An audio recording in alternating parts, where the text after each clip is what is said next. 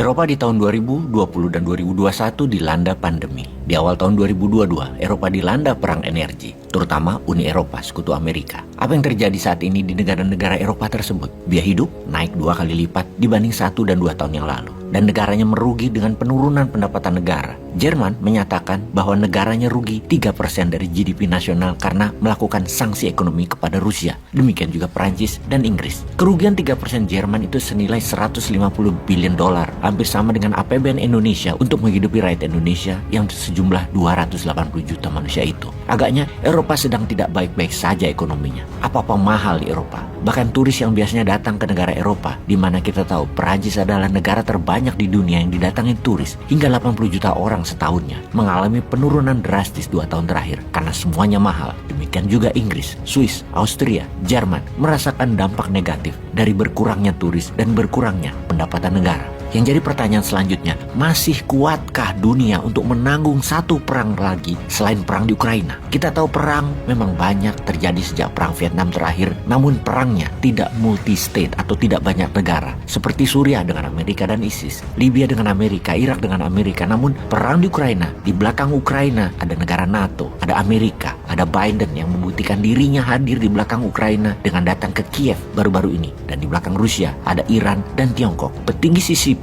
atau Partai Komunis Cina, Wang Yi, hadir hari ini di Moskow. Kembali ke pertanyaan apakah dunia sanggup menanggung satu perang lagi? Kita melihat dari sisi Tiongkok sekarang. Mengapa akhir-akhir ini, sejak tahun baru, perhatian Tiongkok ke Ukraina meningkat? Apakah Tiongkok lagi mempelajari apa kesalahan dan apa kekuatan dalam perang tersebut yang harus ditiru dan dipelajari agar Taiwan bisa masuk kembali ke Tiongkok dengan memenangkan perang di Taiwan? Kita memperdalam sedikit kesamaan Rusia dan Tiongkok yang bersama Putin dan Xi Jinping. Keduanya adalah menjadi negara otoritarian. Ambisi otoritarian memang narsisme grandios. Ingin diingat sejarah sebagai orang besar. Ingin dikenang sebagai pahlawan. Ingin diagungkan. Ingin selamanya berkuasa. Jadi ciri tersebut bisa didapat kalau mereka melakukan ekspansi. Lalu apa yang dilakukan Tiongkok saat ini? Berpengalaman dengan strategi geoekonomi yang bernama Belt Road Initiative, BRI, lalu menjadi obor One Belt One Road. Maka kata inisiatif dipakai untuk sesuatu yang Tiongkok akan lakukan. Sekarang Tiongkok membuat Global Security Initiative. Global Security Initiative adalah cikal bakal military aliansi seperti NATO, versinya Tiongkok. Apa yang dilakukan Rusia terhadap Ukraina adalah self-defense. Maka Tiongkok akan melakukan hal yang sama dalam kampanyenya. Mengambil Taiwan adalah self-defense dari caplokan Amerika terhadap wilayah Tiongkok. Kita semua tahu, sejak kehadiran Nancy Pelosi tahun lalu ke Taiwan, Tiongkok marah dan mulai melakukan aktivitas di darat, laut, udara, selat mengelilingi Taiwan, dan garis batas wilayah Taiwan sudah berkali-kali dilewati dalam drill militer oleh Tiongkok. Drone ribuan kali diluncurkan, rudal balistik puluhan kali diluncurkan, demikian juga pesawat jet dan kapal perang Tiongkok. Tiongkok terakhir kali melakukan hal yang sama ketika Pilpres Taiwan di tahun 1996,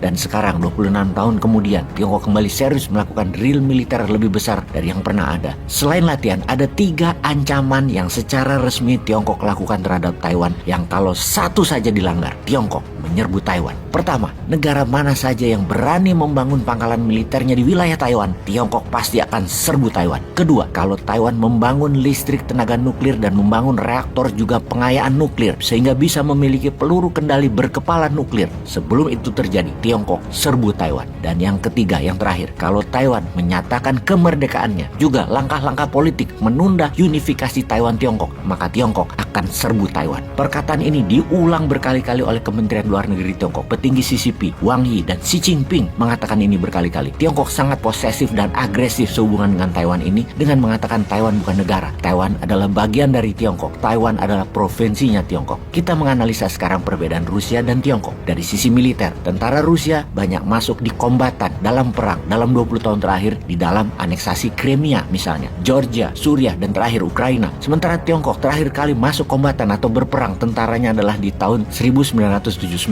dengan Vietnam. Jadi secara teknis personel, tentara Tiongkok less combat experience. Secara ekonomi, Rusia memberi kontribusi 3% ekonomi dunia, sedangkan Tiongkok memberikan kontribusi 50%, di mana perang terjadi antara Tiongkok Taiwan bisa mengganggu 30-50% perekonomian dunia. Perkiraan para ahli militer, Tiongkok akan main panjang dalam urusan dengan Taiwan. Yang kita harus waspadai bukan akankah Taiwan disebut Tiongkok, tapi kapan Tiongkok ambil Taiwan, dan sudah siapkah Indonesia akan imbas ekonomi ekonominya mengingat lebih dari 50% ketergantungan dalam trading, kebutuhan harian, investasi, ekspor impor, politik luar negeri Indonesia agak miring ke Tiongkok. Sudah ada solusinya. Peace.